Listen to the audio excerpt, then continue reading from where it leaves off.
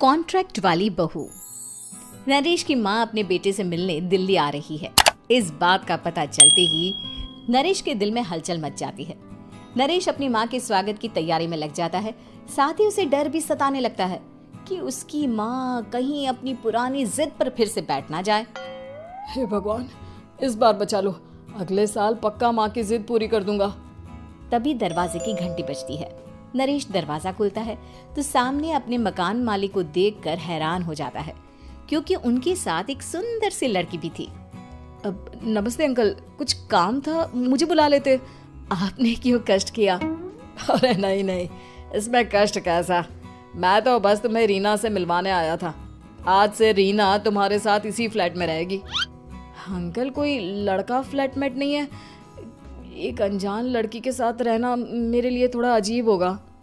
देखो नरेश, मैं तुम्हें पहले भी बता चुका हूँ कि इस फ्लैट में तुम्हें किसी ना किसी के साथ एडजस्ट करना ही होगा, या फिर तुम अकेले पूरे फ्लैट का किराया दे दो, मैं किसी को नहीं रखूंगा। नरेश अपने मकान मालिक की बात सुन के रीना के साथ रहने के लिए तैयार हो जाता है, पर अंदर ही अंदर उसे ये बात खाने लगती है कि वो अपनी माँ को क्या जवाब देगा जब उसकी माँ रीना के बारे में उसे पूछेगी। दिन बीतने लगते हैं।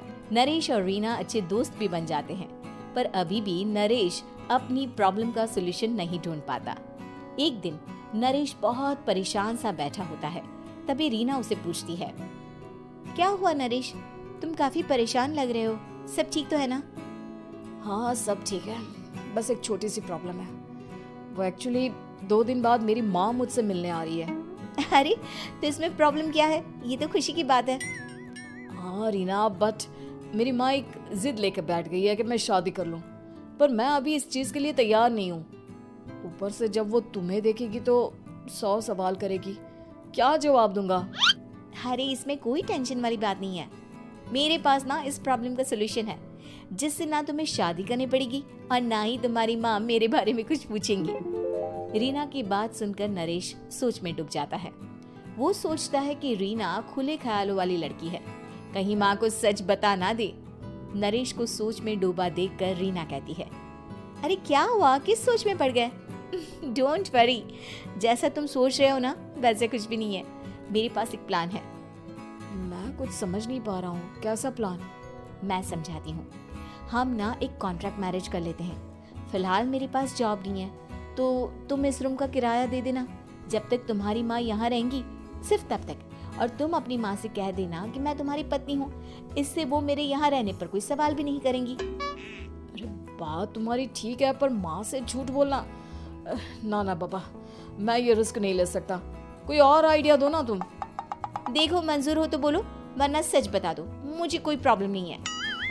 रीना की बात सुनकर नरेश सोच में डूब जाता है।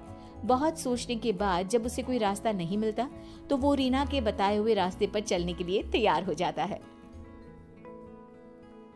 वो रीना से बात करता है और अपनी माँ की पसंद और नापसंद के बारे में बताता है। रीना भी नरेश की सभी बातों को ध्यान से सुनती है, ताकि कहीं उससे कोई गलती ना हो जाए। आखिर वो दिन भी आ जाता है जब नरेश की माँ उससे मिलने दिल्ली आ जाती है। नरेश अपनी माँ को फ्लैट पर लेकर जाता है। जैसे ही नरेश की माँ फ्लैट के अंदर जाती है, रीना उसके पैर छू लेती है। ये देखकर नरेश की माँ थोड़ी घबरा जाती है और नरेश से पूछती है, अरे बेटा नरेश, ये कौन है? माँ, ये आपकी बहू रीना है। माफी चाहता हूँ, सब कुछ इतनी जल्दी में हुआ कि आपको बता ही नहीं पाया, इसलिए सोचा कि क्यों ना आपको सरप्राइज दिया जाए। अरे बेटा, मैं तो बस तेरा घर बसा हुआ देखना चाहती थी। हाँ, बहुत अरमान थे अपनी इकलौते बेटी की शादी को लेकर, लेकिन कोई बात नहीं, शायद किस्मत को यही मंजूर होगा। ये कहते ही नरेश की माँ रीना को गले लगा लेती है। रीना बेटिया, मेरा बेटा ना थोड़ा नादान है, पर तुम काफी समझदार लगती हो, और मैं जानती हूँ कि तुम इसका बहुत अच्छे से ध्यान रखोगी। माँ, आप चिंता मत कीजिए, मैं सब संभाल लूंगी।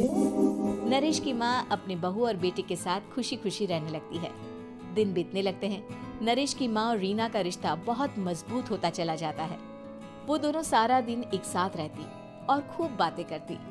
इधर साथ रहते रहते नरेश और रीना भी एक दूसरे से प्यार करने लगते हैं। दोनों को इस बात का एहसास हो जाता है, फिर भी वो इस बात को छुपा कर ही रखते हैं। एक दिन नरेश की माँ और रीना शादी के बारे में बात करने लगते हैं। रीना बिटिया, ये तो नरेश ने मुझे बिना बताए शादी कर ली, वरना मैं तो अपनी इकलौती बेटी की शादी इतनी धूमधाम से करती कि सारी दुनिया देखती रह जाती। अच्छा माँ, आप ऐसा भी क्या करती नरेश और मेरी शादी में जो दुनिया देखती रह जाती? अरे बिटिया, एक माँ के अरमान तुम अभी नहीं समझोगी।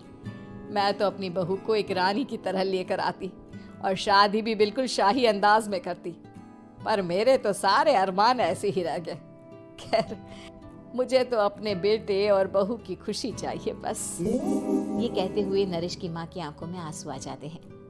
रीना भी ये सुनकर ख्यालों में खो जाती है, क्योंकि वो भी मन ही मन खुद को नरेश की पत्नी और उसकी माँ की बहू मानने लगी थी। शाम को जब नरेश ऑफिस से घर आता है तो रीना खुद को रोक नहीं पाती और नरेश के सामने उसकी माँ को अपने और नरेश के रिश्ते का सारा सच बता देती है। रीना की बात सुनकर नरेश की माँ दोनों से बहुत नाराज हो जाती है और घर वापस जाने की बात करने लगती है। तुम दोनों ने मुझसे सच छुपाकर बहुत ठेस पहुंचाई है मुझे। अब तुम लोगों के साथ नहीं रहना चाहती मैं, कल ही वापस चली जाऊंगी अपने घर। माँ, मुझे माफ कर दो, ये सब मैंने रीना के कहने पर ही किया है, वरना मैं भी आपको कभी ठेस पहुंचाने के बारे में सोच भी नहीं सकता। हाँ माँ, हमने ये सिर्फ आपका दिल रखने के लिए किया, प्लीज हम दोनों को माफ कर दीजिए। तुम दोनों ने मेरे अरमानों के साथ खिलवाड़ किया है, और वैसे भी मुझे अपने बेटे के लिए एक अच्छी लड़की ढूंढनी है, इसलिए मेरा यहाँ से जाना ही बेहतर होगा। माँ की ये बात सुनकर रीना खुद को रोक नहीं पाती। माँ, क्या मैं आपके घर की बहू बनने लायक नहीं हूँ? रीना की बात सुनकर नरेश हैरान रह जाता है। नरेश की माँ भी कुछ समझ नहीं पाती। मैं कुछ समझी नहीं, आखिर तुम कहना क्या चाहती हो? माँ, मैं वो नरेश से बहुत प्यार करती हूँ और साथ ही साथ मैं आपको भी अपनी माँ मान बैठी हूँ। आज जब आपकी बातें सुनी तो खुद को रोक नहीं पाई, इसलिए सारा सच आपको बता दिया। रीना की बात सुनकर नरेश की माँ की आंखों में आंसू आ जाते हैं और वो अपने बेटे नरेश और रीना को गले लगा लेती है। मेरे घर की बहू तो सिर्फ रीना बिटिया ही बनेगी। मैं आज ही तुम दोनों की शादी की तारीख निकलवा दूंगी, बस एक बार तुम्हारे घर वाले मान जाए। उसी दिन रीना के माता पिता भी उनके फ्लैट पर आ जाते हैं। दोनों परिवार आपस में बैठकर बातें करते हैं और शादी के लिए राजी हो जाते हैं। रीना भी कॉन्ट्रैक्ट फाड़ देती है और कहती है, सही मायने में मैं अब बहू बनूंगी, अब तक तो सिर्फ कॉन्ट्रैक्ट वाली बहू थी।